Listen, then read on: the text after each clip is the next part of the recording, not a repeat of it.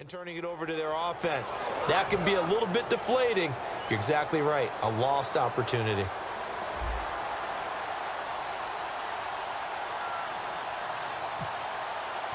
They'll need to get the play off quickly.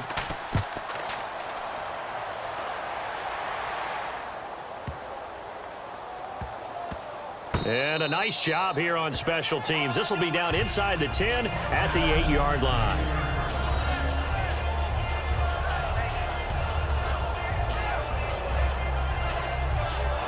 So the Lions offense ready to go back out onto the field. And on the last go-around, they really couldn't get anything going. They had to punt from deep inside their own territory, which means you're going to lose the field position battle as a general rule.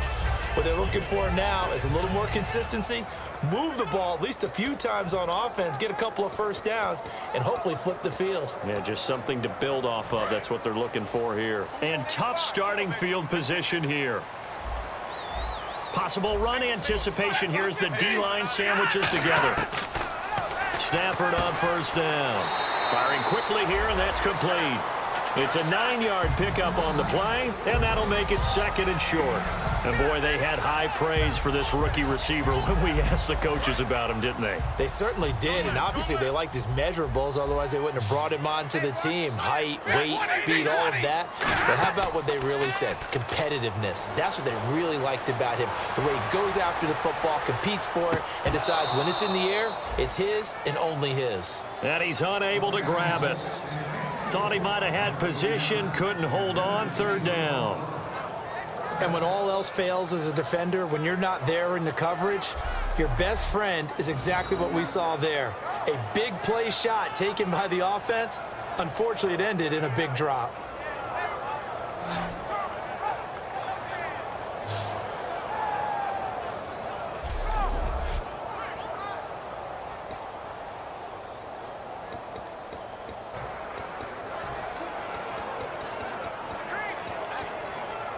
Incomplete pass on second down. Let's see what the offense draws up here on third. Again, we'll see the pistol here. Play fake to Abdullah. It's Stafford. And he's got his man in stride, complete. And he's able to get the first before he's taken down at the 36. A good pickup there of 20 yards. So much goes into a successful play, doesn't it? How about that play action there? Freezing the defense just enough to swing the tight end free downfield for the completion. So after that big play, let's see if they can catch their defense maybe on their heels.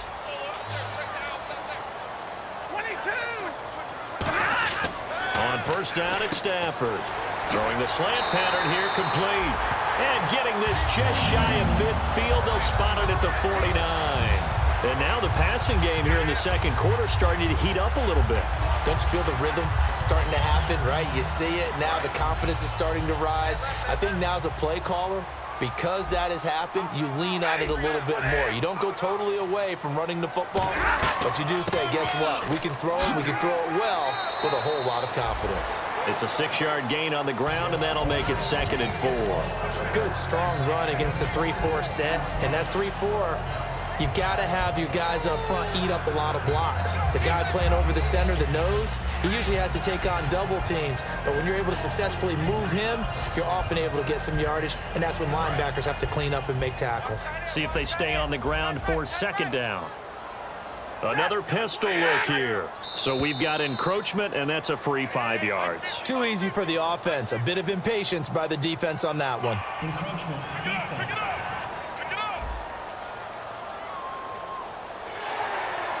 Automatic first down.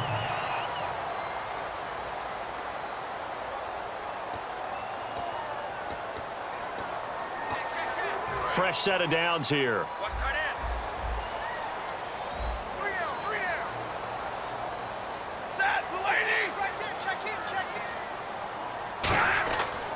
Following the penalty, Abdullah. And able to push his way forward here for a good little gain.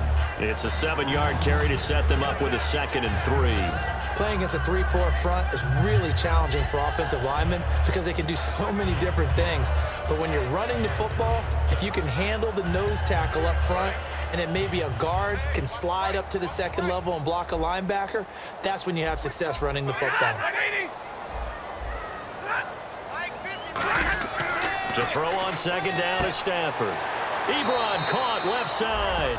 And he works it to the 30-yard line here, right at the 30. An ex-teammate used to tell me all the time, I hate experienced quarterbacks because no matter what, you really can't hide what you're doing. And I think that right there, he knew right away where the blitz was coming from, where his primary guy was going to be, and he ended up going to a secondary target for a nice game. I was just going to ask you, that wasn't the primary target, and he's so good at that, isn't he? I think he knew right away that he wasn't going to get to his primary guy. I think he read that as soon as he got to the line of scrimmage, knew where the pressure was going to come from, and said, I know how to beat that, and that's what he did. They go play action here on first down. And seeing no options, he just tosses this one away, incomplete. Now that'll bring up second down. It's a tried and true formula, and I don't think it'll change for as long as we play football. If someone's trying to throw the ball and you can put pressure on them and make it tough, that's only going to help your defense. Yeah, he's since being hurried. He got rid of it before taking the hit, but incomplete. Shift together here from the D-line. They come out here in the eye. On second and 10, Stafford. Deep drop. He's going to let this one go deep. And he can't hang on. That's definitely going to be one he wishes he had back. Incomplete in the end zone. When teams take shots at the end zone, you've got to defend it the same way you would defend the first down sticks. You defend the goal line exactly the same way. They can't cross that. You play through the receivers, and on that play, that's exactly what they did and batted it away.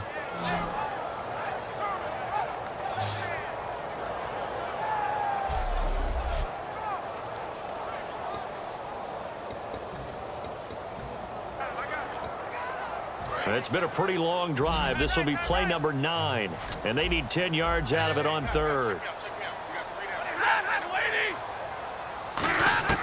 Throwing on third down, Stafford. Throwing right, and that's complete. And he's brought down after a good gain. A really nice gain of 25 yards.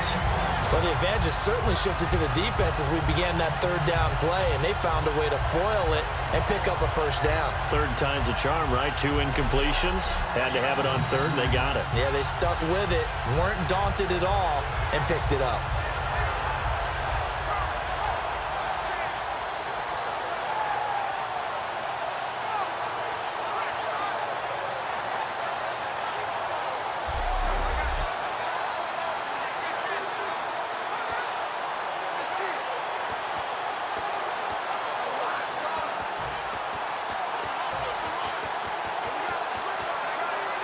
Long drive. The defense just cannot seem to catch a break and get off the field.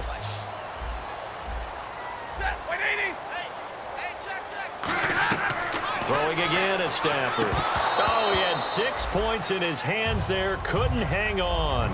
Second down. After all the preparation, all the practice, a play like that will absolutely break your heart. They had everything they wanted, just unable to complete it. In the end zone, a big-time drop. Second down following the incompletion. And the 49ers going to take another timeout. That's their second, so they'll have 1 remaining here in this second quarter. We'll be right back.